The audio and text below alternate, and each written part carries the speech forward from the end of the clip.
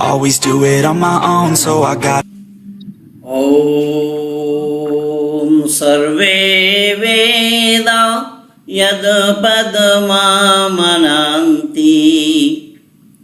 त्वपंसि सर्वाणि च यदुदन्ति यदि छन्तो ब्रह्मचर्यं चरन्ति तत्ते पदं संग्रहेण ब्रवीमि ओम् इति एतत्। आदर और सम्मान के योग्य पूज्य आचार्यवर वीरेंद्र पांडा जी, हमारे इस कार्यक्रम के संचालनकर्ता भाई प्रवीर जी तथा उनके सभी युवा सदस्यगण, साथी संगियों और इस कार्यक्रम में सम्मिलित हुए हमारे माननीय कर्नल साहब, पाटिल साहब पूना से जुड़े हैं, भाई तनवीर आलम जी बिहार से जुड़े हैं और भी कई लोगों को मैं देख रहा हूँ। मैं सबसे अभिवादन और नमस्ते करते हुए अपनी बात को आगे बढ़ाता हूँ। और अभी हमारे भाई प्रवीर जी बतला रहे थे आप लोगों को कि मेरी आवाज़ आ रही है आप लोगों को? आ रहे बोलिए शास्त्री जी, आ रहे। ठीक, भाई प्रवीर जी बतला रहे थे कि आज का जो विषय रखा है वो विषय है वैदिक विचार की आवश्यकता हमें क्यों। अब इन्होंने बहुत ही बुद्धिमत्ता के साथ हमें शब्द को जोड़ा है और हमें का मतलब ये हुआ कि केवल व्यक्तिगत आर्य युवा उड़ीसा युवा आर्य समाज को नहीं और ना किसी एक आर्य समाज को, आर्य संगठन को, इसमें समग्र बनी नव इंसान के लिए है, मानव मात्र के लिए ही उन्होंने जोड़ा है। हमें शब्द का उच्चारण करके हमारे भाई प्रवीर जी ने 4 चांद लगा दिया है कि वाकई में जो भाई सुशांत जी से हम भजन सुन रहे थे, उस भजन में भी बहुत सी बातें ऐसी आई हैं जो आदि सृष्टि से चलती चली आ रही है। तो वैदिक विचार जो है वो आज का नहीं है। वैदिक विचार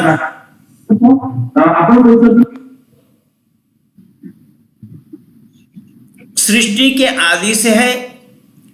परमपिता परमात्मा ने मानव मात्र को उपदेश दिया है।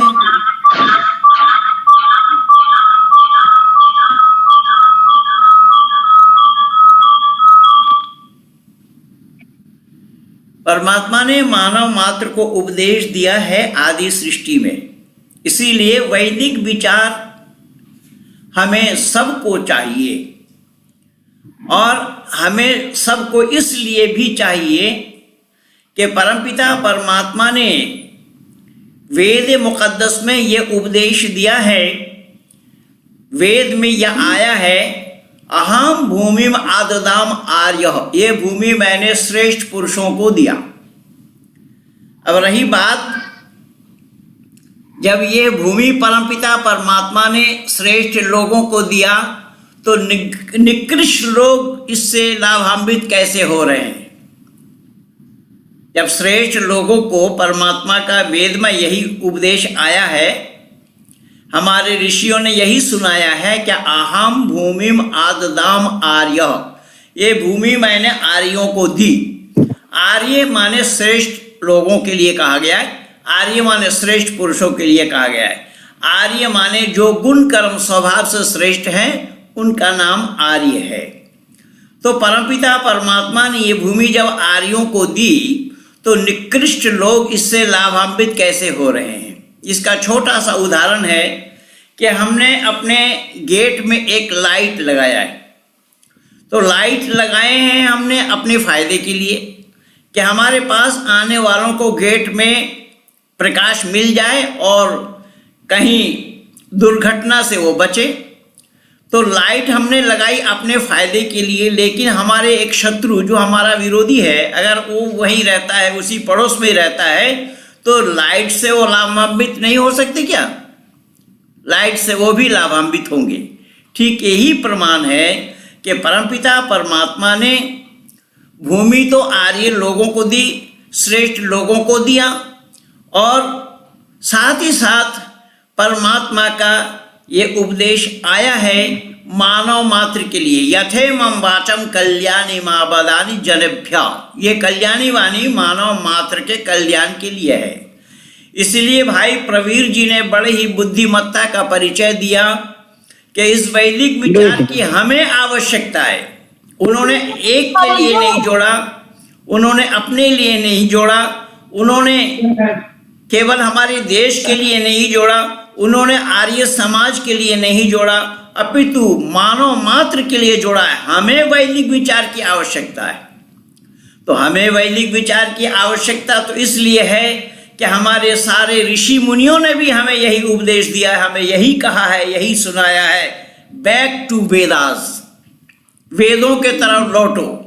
अर्थात कालांतर में इसी वैदिक विचारधारा को लोग छोड़ चुके थे, और वैदिक विचारधारा को छोड़ने के बाद ये जितना जो कुछ भी अनर्थ हुआ है आज संपूर्ण ब्रह्मांड में, उसका नतीजा ही यही है कि सत्य को ग्रहण करना छोड़कर असत्य को लोगों ने ही अपने जीवन में उतार लिया, और असत्य के धारण करने से सत्य अपने से हट गया, दूर हो गए, अलग हो गए। यही कारण बना कि हमारे सारे ऋषि मुनियों ने मिल करके हमें यही उपदेश दिया है, वेदों के तरफ लौटो, अर्थात सत्य के तरफ लौटो, ज्ञान के तरफ लौटो, मानव मात्र का चहुमुखी विकास जहाँ है उधर लौटो। यही कारण बना कि ऋषिवर देव दयानंद ने जब आर्य समाज की स्थापना की 1875 में, तो उन्होंने आर्य समाज का नियम 28 रखा था। फिर 2 वर्ष के बाद जब लाहौर में उन्होंने दोबारा आर्य समाज की स्थापना की, तो आर्य समाज को उन्होंने 10 नियमों में आबद्ध किया। उन 10 नियमों को जब हम देखेंगे, बड़े ही सुंदर ढंग से ऋषि दयानंद ने इसका प्रतिपादन किया, और यहाँ पर न किसी जाति के लिए, न वर्ग विशेष के लिए, न संप्रदाय के लिए, न किसी मुल्क वालों के लिए, कहीं पर भी किसी पर्टिकुलर एक के लिए इशारा नहीं है, अपितु संपूर्ण मानव मात्र के लिए ही उपदेश आया। इसीलिए ऋषि दयानंद सबसे पहला नियम में लिखते हैं, सब सत्य विद्या और जो पदार्थ विद्या से जाने जाते हैं उन सब का आदि मूल परमेश्वर है। एक शब्द में ही उन्होंने उठाकर रखा क्या है, दुनिया के लोगों, ये केवल किसी एक मुल्क के लिए नहीं है, मानव मात्र के लिए है। जैसा कि भाई प्रवीर जी ने हमें आवश्यकता लिखा है, तो ये मंतव्य ऋषि दयानंद के ही हैं। ऋषि दयानंद ने दुनिया वालों के सामने इसे खोला। जो लोग भटक चुके थे, जो लोग सत्य से विमुख हो गए थे, जो लोग इसी वेद रूपी सच्चाई से अलग हो चुके थे, वेद के ज्ञान से जो लोग अपना रिश्ता तोड़ चुके थे, ऐसे लोगों को ऋषि दयानंद ने उपदेश दिया है। और विशेष करके उन लोगों को उपदेश दिया कि जो लोग ईश्वर के नाम से धरती पर पाखंड मचा रहे हैं, जिसके मन में जो आया वो उसी को ही ईश्वर मान बैठे। इसलिए ऋषि दयानंद ने परमात्मा का परिचय दिया, और परमात्मा का परिचय देते हुए ऋषि ने साफ शब्दों में लिखा, बताया कि परमात्मा का परिचय लेने के लिए ही वेद के नजदीक जाना पड़ेगा। इसलिए वैदिक विचार की आवश्यकता है।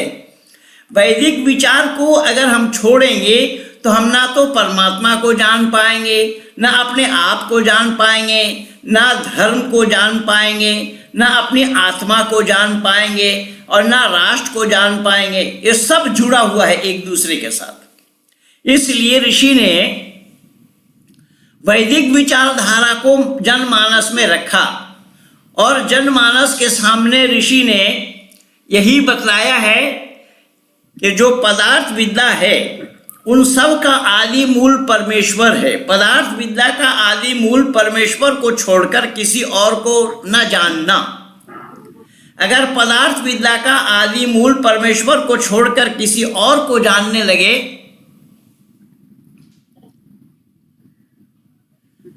तो जो मानव का उद्देश्य है उस उद्देश्य की पूर्ति वो नहीं कर पाएंगे और उद्देश्य से वो भटक जाएंगे। इसीलिए ऋषि ने बड़े ही सावधानी के साथ पहले मानव मात्र को परमात्मा के साथ जोड़ने का प्रयास किया और जुड़ने के लिए ऋषि का उपदेश आया है। ऋषि ने उपदेश दिया है कि हम मानव हैं, सबसे उत्कृष्ट प्राणी हैं। हमें परमपिता परमात्मा ने उत्कृष्ट बनाया और उत्कृष्ट प्राणी, सभी प्राणियों में से हम उत्कृष्ट इसलिए हैं कि परमपिता परमात्मा ने हमें दो प्रकार के ज्ञान दिए हैं, एक साधारण ज्ञान, एक नैमित्तिक ज्ञान। तो साधारण ज्ञान तो पशु पक्षियों के पास भी है, लेकिन नैमित्तिक ज्ञान उसे कहा जाता है जिसको बाहर से कराया जाता है। जैसा छोटा उदाहरण दे रहा हूं कि एक बच्चा का जन्म हुआ, बच्चे ने जन्म लिया, चाहे किसी परिवार में लिया हो, उस बच्चे के जन्म लेने से उसके जीभ में, मुंह में जब आप शहद रखते हैं वो चमचमाते उसको चाटता है, उसका रस आस्वादन कर रहा है। तो उसको अभी किसी ने सिखाया नहीं। यही परमात्मा का दिया हुआ ज्ञान है, यही परमात्मा का दिया हुआ ज्ञान है और यह आदि सृष्टि से चलती चली आ रही है। अभी भाई भजन जो सुना रहे थे सुशांत जी, और उस भजन में भी उन्होंने बहुत अच्छे ढंग से इसका वर्णन किया है। उस भजन में भी आया है कि अरे दुनिया के लोगों, परमात्मा कौन है उसको जानो तो सही। उस परमात्मा ने ऐसा शरीर हमारे बनाए हैं कि किसी जोड़ में कोई टाका नहीं लगा, किसी जोड़ में कोई स्क्रू पेंच नहीं है। बिना स्क्रू और पेंच लगा करके ही परमात्मा ने हमें प्रस्तुत किया है। अब इसमें देखिएगा, अब हम जो इंजीनियरिंग पढ़ते हैं, हमारे भाई प्रवीण जी इंजीनियर है, अब किस विभाग के हैं ये मुझे नहीं मालूम, लेकिन फिर भी कोई भी मशीन तैयार करेंगे तो उसमें पार्ट पुर्जे में देखेंगे आप, लगेगा नट बोल्ट, पेंच वगैरह, स्क्रू वगैरह। लेकिन भाई सुशांत जी ने बड़े ही अंदाज से उस गीत को सुनाया है, मुझे बहुत अच्छा लगा, गला भी बहुत अच्छा है। और मैं भाई प्रवीण जी से कहूंगा कि इनको और बार बार मौका मिलना चाहिए। तो कहने का तात्पर्य है कि वही गीत के अंदर में यही बताया गया है, दुनिया के लोगों कि उस परमपिता परमात्मा की रचना को देखो। इसीलिए तो वेद में भी यही उपदेश आता है, पश्य काव्य मेरी रचना को देखो। परमात्मा को ना देखो, परमात्मा का उपदेश है मेरी रचना को देखो, कि रचना को देख करके ही उसका आभास हो जाना। लेकिन दुर्भाग्य तो यह है कि आज इस धरती पर अपने को मानव कहला करके भी उस परमात्मा को डिनाई कर रहे हैं, अस्वीकार कर रहे हैं। और मेरे पास इसका जीता जागता प्रमाण है। हमारे पाकिस्तान से एक मुस्लिम भाई जिसका नाम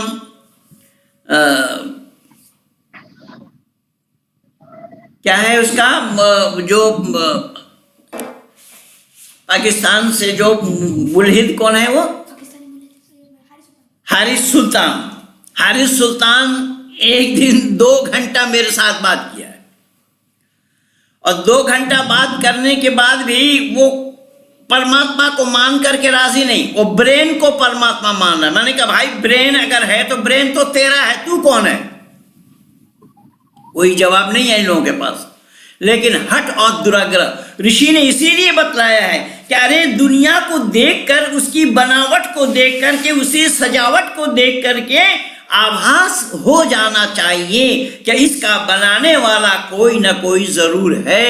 ये है वैदिक विचार, ये है वैदिक परंपरा, ये है वैदिक ज्ञान। इसी ज्ञान को जो नहीं लेता है वो मानव कहलाने के हकदार नहीं बनेंगे। मैं दावा के साथ कह रहा हूं, गारंटी के साथ मैं कह रहा हूं कि वह मानव कहलाने के अधिकारी नहीं होंगे जिन्होंने इस सच्चाई को इनकार किया, जिन्होंने इस सच्चाई को तिलांजलि दिया, जिन्होंने इस सच्चाई को जानने का प्रयास नहीं किया।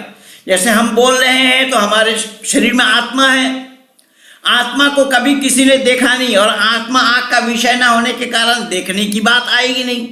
तो परमात्मा भी ठीक इसी तरीके से आँख का विषय नहीं है, तो देखा जाना संभव नहीं आँख से। अब रही बात के हमारे में आत्मा है, हम लोग जानते हैं, जो जिंदा है वो जानते हैं, और जो मरे हैं आत्मा निकल जाने का नाम मरा है।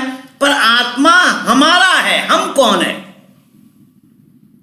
आत्मा अगर हमारी है तो हम कौन है? इसी हमको ही जानना ही वैदिक ज्ञान है। इसे भले प्रकार से जान लेना ही वैदिक ज्ञान है। तभी ऋषि ने साफ शब्दों में लिखा, दुनिया वालों, परमात्मा वो है जो पदार्थ विद्या का आदि मूल परमेश्वर है। वो सृष्टि चलती चली आ रही है, वो आज से नहीं, नियर अबाउट 2 अरब वर्षों से। ये प्रकल्प 2 अरब वर्षों से है, लेकिन ये मत समझिएगा कि यही दुनिया है। इससे पहले, हाँ, इससे पहले भी थी। तभी तो वेद में आया, सूर्य चंद्रमा सौधाता यथा पूर्वम कल्पयत। ये पहले भी थी, अब भी है, और आगे भी रहना है। इसलिए साइकिल है, ये साइकिल नुमाई ये चलती चली जा रही है। तो यही कारण बना कि ऋषि दयानंद ने दुनिया वालों को यह समझाने का प्रयास किया, मानव मात्र को यह बताने का प्रयास किया कि ऐ मानव, हम मानव कहलाते हैं। मानव कहलाने के लिए वैदिक ज्ञान की आवश्यकता है। अगर वैदिक ज्ञान को हम नहीं लेते हैं, वैदिक ज्ञान को जानने का प्रयास नहीं करते हैं, वैदिक ज्ञान को अपने जीवन में आचरण में नहीं लाते हैं, तो हम मानव कहलाने के अधिकारी नहीं बनेंगे। इसीलिए ऋषि दयानंद ने पहला ही नियम में दिया है कि सब सत्य विद्या और जो पदार्थ विद्या से जाने जाते हैं उन सब का आदि मूल परमेश्वर है। अब यहां सवाल आएगा कि हम ये कैसे जानेंगे कि सब सत्य विद्या, और सब लोग सब कह रहे हैं सब सत्य विद्या है। कुरान वाले कह रहे हैं हमारा सत्य विद्या है, बाइबल वाले कह रहे हैं हमारा सत्य विद्या है, त्रिपिटक जिंदा व्यवस्था वाले कह रहे हैं हमारा सत्य विद्या है, बीजक गुरु ग्रंथ वाले हमारे सत्य विद्या है, सब कह रहे हैं। लेकिन सत्य विद्या जो है उसकी पहचान क्या है, उसके निशानी क्या है, कि कैसे हम जानेंगे कि सब सत्य विद्या है?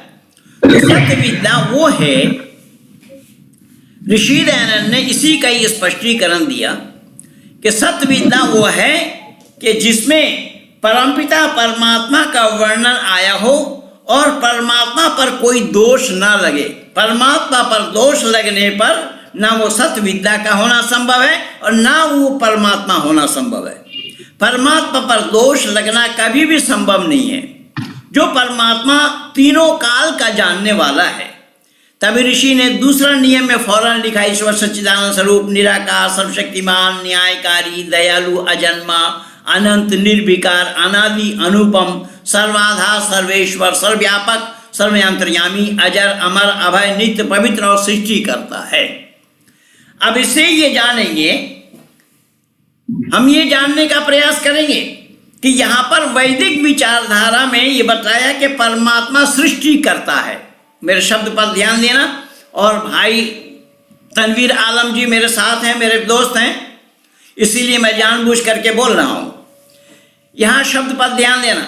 वैदिक ज्ञान में ये बताया है सृष्टि के रचनाकार कौन है, सृष्टि की उत्पत्ति करता कौन है, इसकी स्थिति करता कौन है, प्रलय करता कौन है। तो ऋषि ने साफ शब्दों में कहा है परमात्मा। परमात्मा को छोड़कर सृष्टि उत्पत्ति किया जाना किसी के द्वारा संभव नहीं है। अब रही बात, भाई तनवीर आलम जी कहेंगे, भाई हम तो बचपन से सुनते आए हैं कि अल्लाह ही दुनिया बनाने वाला है। हालांकि बचपन में तो सुना मैं भी 32 साल तक यही सुनता रहा, मैं भी 32 साल तक यही सुनता रहा। लेकिन आज मैं भाई तनवीर आलम जी को एक छोटा सा उदाहरण दे रहा हूं और मैं पकड़ा रहा हूं इसी सच्चाई को कि अब हम कैसे ये जानेंगे कि सृष्टि की उत्पत्ति करता या स्थिति करता प्रलय करता अल्लाह है या ईश्वर है। अब देखिए, कुरान में अनेक जगह आप पाएंगे कि अल्लाह ने मुसलमानों से कहा गैर मुस्लिमों को कत्ल करो, वक़ातिलूहुम हत्ता ला तकून फितनतुन व यकून अद्दीनु लिल्लाह, जब तक अल्लाह का दीन दुनिया में फैल ना जावे काफिरों को जहां पाओ वहीं कत्ल करो। और केवल इतना ही नहीं, अल्लाह ने अनेक जगह 6666 आयतों में से 1000 से भी ज्यादा आयतों में अल्लाह ने यह कहा है कि काफिरों का ठिकाना जहन्नुम है। शब्द पर ध्यान देना, काफिरों का ठिकाना जहन्नुम है। अल्लाह फूटी आंखों से भी काफिरों को, मुशरिकों को देखना नहीं चाहते, यहूदियों को, नसरा को देखना नहीं चाहते। अल्लाह ने साफ कहा ये तुम्हारे दुश्मन है, खुला दुश्मन है। अब रही बात कि अल्लाह अगर सृष्टि करता है तो अल्लाह तो अनेक बार अनेक जगह कुरान में कहा है कि मैं अगर चाहूं तो इन बेदीनों को दिल में मिला सकता हूं। अल्लाह यशा अल्लाहु लहदन नास जमीआ, मैं अगर चाहूं तो चंद मिनटों में इन बेदीनों को दिन में मिला सकता हूं। लेकिन यहां अल्लाह ने शर्त रख दिया है कि मैं अगर चाहूं तो। इसका मतलब यह हुआ कि अल्लाह नहीं चाहते हैं। अल्लाह अगर चाहते होते तो फिर इन काफिरों को, मुशरिकों को जहन्नुम में क्यों डालते? अगर जहन्नुम में अल्लाह डालेंगे इन काफिरों को तो इससे पता चला कि अल्लाह दुनिया का बनाने वाला नहीं है। अल्लाह दुनिया का बनाने वाला नहीं है। कैसा नहीं है? तो हमें पता ये चला कि अल्लाह दुनिया का बनाने वाला होते तो दुनिया में ये जितने भी चीजें हैं, सूरज, चांद, आकाश, पाताल, धरती, पानी, जो कुछ भी है जिसका हम उपयोग कर रहे हैं, और ये आज से नहीं, आदि सृष्टि से ये चलती चली आ रही है। अगर अल्लाह इसके बनाने वाले होते तो जिन मुशरिकों को, काफिरों को जहन्नुम में डालना चाहते हैं, उन मुशरिकों को, काफिरों को अल्लाह सूरज का प्रकाश क्यों देते? एक बहुत बड़ा सवाल मैं जहन में डाल रहा हूं भाई तनवीर आलम जी के और सभी बैठे लोगों के। बहुत बड़ा एक सवाल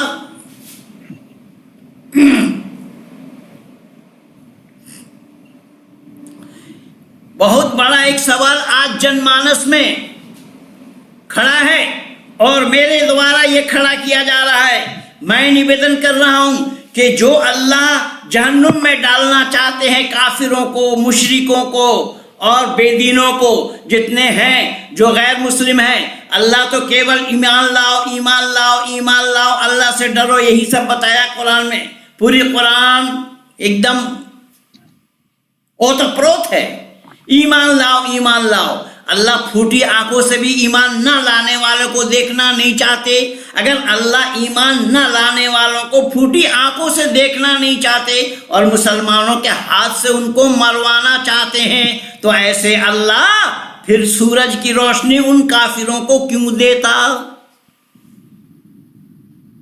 इससे यह साफ पता लग रहा है कि अल्लाह इस कायनात का बनाने वाला नहीं है। अल्लाह जानता भी नहीं होगा कि बनाया कैसे जाता है। कुरान भरा पड़ा है। मैं आज सूरह नहल को ही लिख रहा था तो सूरह नहल में मैं ये दिखा दिया। उसमें मैं बोला, जो मैं लिखा उसमें मैंने टिप्पणी लिखी कि कहने का तात्पर्य, क्योंकि मैं संपूर्ण कुरान को समीक्षा के साथ लिख रहा हूं। जैसा ऋषि दयानंद ने 14 सबुल्लास को लिखा है, वैसा मैं पूरी कुरान 6666 आयतों को मैं समीक्षा के साथ लिख रहा हूं। तो मैं ये निवेदन किया, मैं ये सवाल उठाया इस्लाम जगत के आलिमों से, उलमाए दीन से, कि जब अल्लाह ताला दुनिया का बनाने वाला है और अल्लाह ये कह भी रहे हैं हमने सूरज को बनाया तुम्हारे लाभ के लिए, तुम्हारे फायदे के लिए, जहां तुम्हारा शब्द आ रहा है वहां तो केवल बनी नौ इंसान है, और जहां उपदेश है या अय्युहल्लज़ीना आमनू तो वहां ईमान लाने वालों के लिए है। तो जब ईमान लाने वालों के लिए अल्लाह है तो ये गैर ईमान वालों के लिए अल्लाह सूरज की रोशनी, चंद्रमा, धरती, नक्षत्र, आकाश, पाताल और नदी नाला ये क्यों देंगे? उससे लाभान्वित क्यों होंगे? कैसे हो रहे हैं वो? इसका मतलब ये हुआ अल्लाह दुनिया का बनाने वाला नहीं है। अल्लाह जानता भी नहीं होगा कि दुनिया कैसी बनाई जाती है। इसलिए मैंने निवेदन किया तो ऋषि दयानंद ने कहा, ऐ दुनिया के लोगों, ये वेद ज्ञान है। इसी वैदिक ज्ञान के साथ जब तक तुम जुड़ोगे नहीं, ना खुद को जान पाओगे और ना परमात्मा को जान पाओगे। परमात्मा को जानने के लिए ऋषि दयानंद सबसे पहले परमात्मा से ही चले हैं कि सब सत्य विद्या और जो पदार्थ विद्या से जाने जाते उन सबका आदि मूल परमेश्वर है। एक शब्द उठाकर रख दिया ऋषि दयानंद ने। और परमात्मा कौन है तो दूसरा नियम में फौरन उसका वर्णन किया कि कौन है परमात्मा, जान लो, मिला लो। जो मैं प्रमाण दे रहा हूं, गुणवाचक नाम परमात्मा के हैं, वहां मैं बता रहा हूं, उसको मिला लो। तो इस्लाम वाले भी कहेंगे कि हमारे यहां पर भी अल्लाह का इस्म है, गुणवाचक नाम है, और वहां पर 99 नाम बताया गया है। भाई तनवीर जी को भी मालूम है कि वहां पर 99 अल्लाह का 99 नाम बताया गया है। जैसे मैं 2-4 सुना देता हूँ, या अल्लाह, या रहमान, या रहीम, या मालिक, या कुद्दूस, या सलाम, या मोमिन, या मुहैमिन, या अजीज, या जब्बार, या गफ्फार, या कहार, या सत्तार, या वहाब, या रज़्ज़ाक, या फत्ताह, या अलीम। देखिए मैं अलीमों में छोड़ रहा हूँ। अलीमों में मैं इसलिए छोड़ा जबकि 99 के 99 मुझे याद है। और अलीमों में मैं इसलिए छोड़ा, अलीमुन माने जानने वाला। अलीमुन किनको कहा गया? अल्लाह को। ये अल्लाह का इस्म है, नाम है, गुणवाचक नाम है अल्लाह के। तो अल्लाह का गुण क्या है? जानने वाला। लेकिन मैं कुरान से ही प्रमाण दे दूंगा और अभी आप लोगों को बता भी दूंगा कि अल्लाह जानने वाला नहीं, अल्लाह कुछ भी नहीं जानता है। अब आप कहेंगे कैसे कुछ भी नहीं जानता है? अरे भाई, अल्लाह अगर जानने वाला होता तो अल्लाह ने शैतान को बनाया कि नहीं बनाया? बनाया। शैतान का बनाने वाला कौन है? अल्लाह है।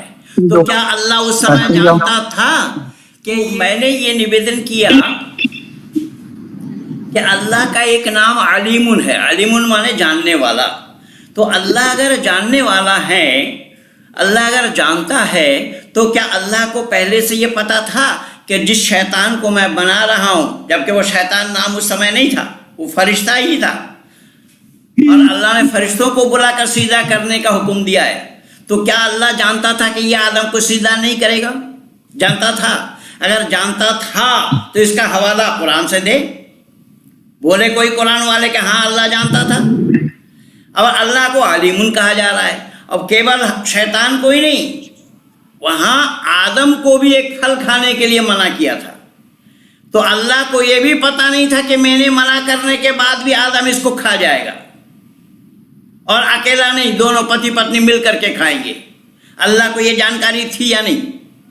इसलिए मैं निवेदन कर रहा हूं, भले ही ये लोग कहने के लिए कहें कि वो जानने वाला है, लेकिन कुछ भी नहीं जानता। अगर जानने वाला होता,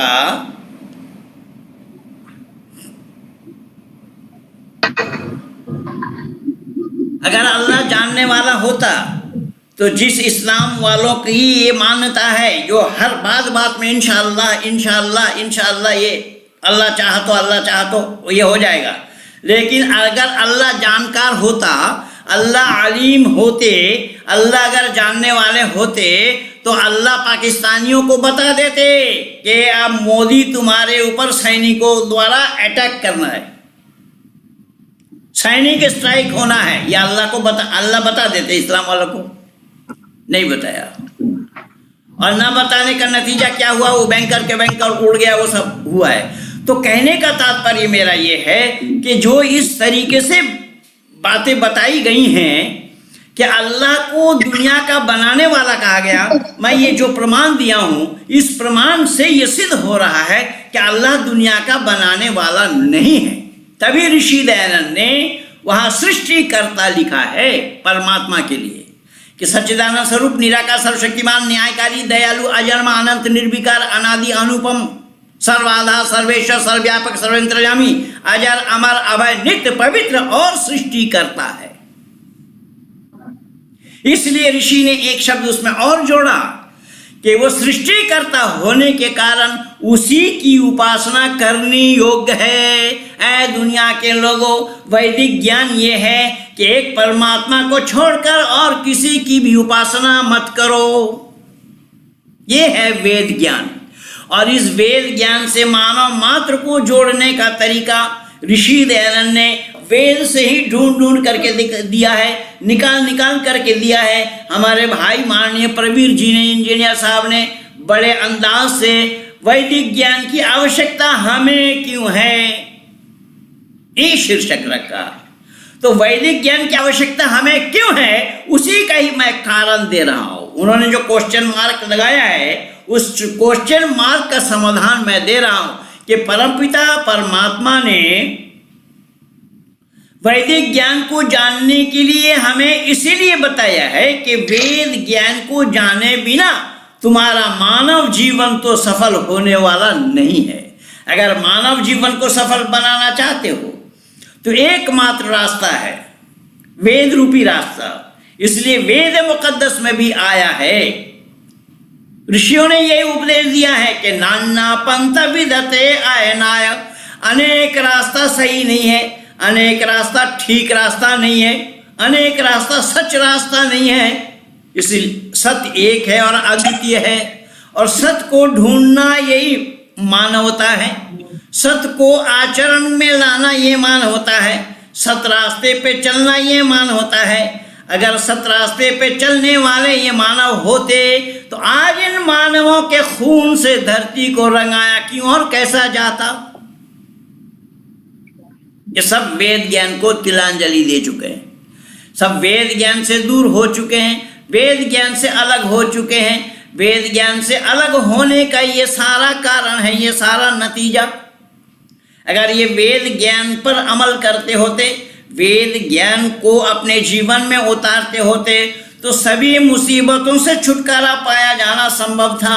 इन्होंने तो वेद ज्ञान को तिलांजलि दिया, वेद ज्ञान को अपने आचरण में नहीं लाया, वेद ज्ञान को जानना तो दूर की बात, सुनना भी पसंद नहीं किया। अगर सुनना भी पसंद नहीं किया, उसका ये सारा नतीजा आज संपूर्ण विश्व के आंगन में है। अभी देखिए ना, ये दिल्ली में क्या हो रहा है, दिल्ली में किसान आंदोलन चल रहा है, जबकि अधिकांश किसान सरकार के साथ है और पंजाब वाला किसान सरकार के साथ नहीं है। अब ये कह रहे हैं कि ये 3 कानून हटाओ पहले। अरे कानून क्या है पहले सुन तो सही, बैठ करके परामर्श तो कर। और वहां शर्जील इमाम का फोटो लगाया जा रहा है, उमर खालिद का फोटो लगाया जा रहा है, और महिलाएं चिल्ला रहे हैं मोदी की कब्र खुदे। क्या तमाशा है। ये सब वेद ज्ञान से दूर होने के कारण ही ये सारा हुआ है। अगर ये वेद ज्ञान के नजदीक होते, वेद ज्ञान को अपने जीवन में उतारते होते तो इस तरीके की बातें न आई होती। क्योंकि वेद ज्ञान भी यही है, संसार का उपकार करना इस समाज का मुख्य उद्देश्य है। शारीरिक, आत्मिक और सामाजिक उन्नति करना। ऋषि दयानंद ने यह नहीं कहा केवल आर्य समाजियों का ही उपकार हो, ऋषि ने यह नहीं कहा केवल भारतवासियों का ही उपकार हो, ऋषि ने यह भी नहीं बोला केवल आर्य समाजियों का ही उपकार हो। नहीं, संसार का उपकार करना, संसार का उपकार की बात जहां तक है, उसी महान उद्देश्य को लेकर के हमारे माननीय भारत के प्रधानमंत्री चले हैं। लेकिन किसी के बात समझ में न आवे। अब देखिए ये विदेश में, फ्रांस में, जर्मनी में वो क्या कर रहे हैं, वो खालिस्तान की मांग कर रहे हैं, और ये आंदोलन करने वाले खालिस्तान पंथी हैं। अब इनकी बात को मानने के लिए बोला जा रहा है। और ये आप पार्टी वाला जो यादव है, जिसको कोई जानता भी नहीं है दुनिया में, वो बकवास मार रहे हैं, वो सब जगह जा करके नेतागिरी कर रहे हैं। अब ये टुकड़े टुकड़े गैंग जो बोला जा रहा है ना, ये भारत तेरी टुकड़े होंगे, यही नारा तो लगाया था इन लोगों ने जेएनयू में, और वही लोग गए। तो ये क्यों हुआ?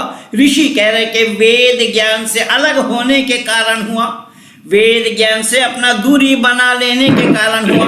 क्योंकि अगर इनको वेद ज्ञान हो गया होता, वेद ज्ञान को ये जान लेते होते, तो संसार का उपकार करने के लिए सोचते, संसार में किसी का अहित ना करना, किसी का अशुभ ना करना। यही तो कारण बना कि वेद मुकद्दस में परमात्मा का यही उपदेश है। क्या उपदेश है? वसुधैव कुटुंबकम। पूरी वसुधा, केवल भारत ही नहीं, पूरी वसुधा को अपना कुटुंब माना गया है। पूरी वसुधा ब्रह्मांड को, मानव मात्र को अपना रिश्तेदार माना गया है, अपना कुटुंब माना गया है। ये है वेद विचार, ये है वैदिक विचार। इन वैदिक विचारों से जब तक मानव कहलाने वाले नहीं जुड़ेंगे तो मानव अपना कल्याण तो नहीं कर पाएगा और अपना जीवन को भी सफल नहीं बना पाएगा। बिल्कुल साधारण सी छोटी सी बात है। यही कारण बना कि ऋषि दयानंद ने दुनिया वालों से कहा कि दुनिया के लोगों, संसार का उपकार करना ही हमारा मुख्य उद्देश्य है। देखिए, साधारण उद्देश्य नहीं, ऋषि ने मुख्य उद्देश्य बताया। मुख्य उद्देश्य क्या है कि संसार का उपकार करना। तो उसी संसार में केवल एक पंजाब प्रांत का आएगा किसान, पूरे भारतवर्ष के जितने किसान हैं सब आएंगे, और विश्व के आंगन में जो मानव कहलाने वाले हैं वो सब आएंगे। यही तो वेद विचार है, यही तो वैदिक संस्कृति है, यही वैदिक परंपरा है, यही ऋषि परंपरा है, ऋषि मान्यता है। यही तो कारण बना कि ऋषि दयानंद को दुनिया वालों ने जानने का प्रयास नहीं किया। अगर ऋषि दयानंद को दुनिया के लोग जान गए होते तो ये नौबत ही न आती। ऋषि दयानंद को तिलांजलि दे करके आज मानव केवल अपने स्वार्थ पूर्ति के लिए ही ये सब काम किए जा रहे हैं। और ये जो आंदोलन चल रहा है ना, आज 21 दिन हो गया है, इन सब लोगों को फंड आ रहा है, सब लोगों को मिल रहा है। और कुछ नेता ऐसे हैं ये सब फंड मुहैया करा रहे हैं उनको। इसके ऊपर जांच होनी चाहिए। तो यही कारण बना कि हमारा उद्देश्य केवल अपनी उन्नति के लिए नहीं है, संसार का उपकार करना है, क्योंकि यह वैदिक विचार है, यही वैदिक मान्यता है, यही वैदिक परंपरा है। केवल इतना ही नहीं, ऋषि दयानंद ने एक शब्द और जोड़ दिया इसमें। ऋषि दयानंद ने एक शब्द और क्या जोड़ा? ऋषि दयानंद ने लिखा कि अपनी ही उन्नति में संतुष्ट न रहना चाहिए, किंतु सबकी उन्नति में अपनी उन्नति समझनी चाहिए। देखिए क्या कमाल किया है ऋषि दयानंद ने। ऋषि दयानंद कह रहे हैं आर्य लोगों, या आर्य समाज के नवा नियम में ऋषि दयानंद ने लिखा है कि अपनी ही उन्नति में संतुष्ट न रहना चाहिए, किंतु सबकी उन्नति में अपनी उन्नति समझनी चाहिए। तो जो ये किसान आंदोलन चला रहे हैं लोग, ये पंजाब वाले, क्या उनको मालूम नहीं है कि और जितने भी भारत के किसान हैं वो हमारे साथ नहीं है? तो अपने उन्नति को क्यों समझ रहा है भाई?